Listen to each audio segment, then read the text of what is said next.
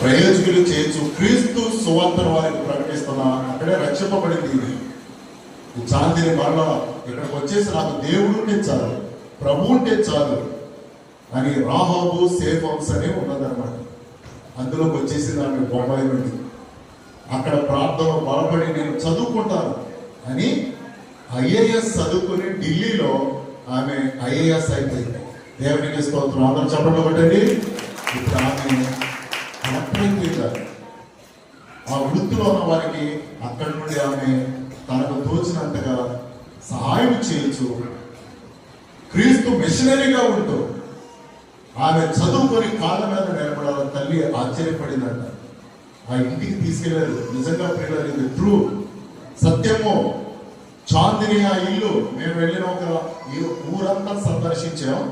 ఈ చాందిని ఇల్లు చక్క బాగుగా ఇల్లు ఉన్నది. ఇప్పుడు ఈమె ఇక్కడ ఉండట్లేదు, ఢిల్లీలో ఉంటుంది. చాలా మార్పు చెంది ఉన్నది ప్రియులారు.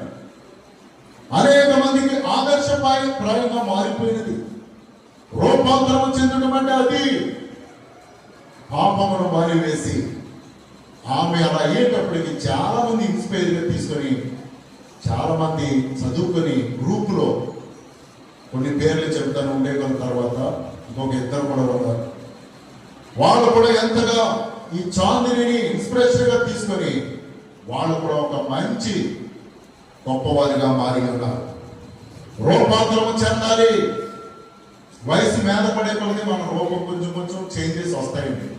యవన ప్రాయంలో 20 సంవత్సరాలు ఉన్నట్లుగా ఆ ఫోటోలు చూసుకుని నేను కూడా ఒకసారి బాధపడతాను. ఆ చుట్టూ ఇవన్నీ ఉన్నప్పుడు అప్పటికిప్పటికి చాలా రూపం మారుతూ ఉంటారు. అప్పుడే బాగున్నాను అనిపిస్తూ ఉంటారు. కానీ ఏం చేద్దాం, ఈ శరీర సహజ తత్వం అదే.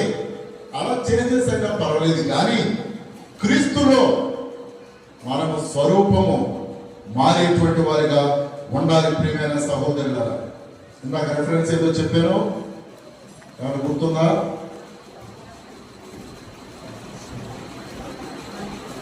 చూడండి, ఆదికాండం 3వ అధ్యాయము 6వ వచనం మనం చూస్తే, ఆదికాండం 3:6 స్ట్రాంగ్ గా చదవాలమ్మా. స్త్రీ ఆ వృక్షము ఆహారమునకు మంచిదియును, కరుణులకు రమ్యమైనదియును, అందమైనదియు, వివేకమిచ్చు రమ్యమైనదియు ఉండుట చూచినప్పుడు కొన్ని తీసుకొని తిని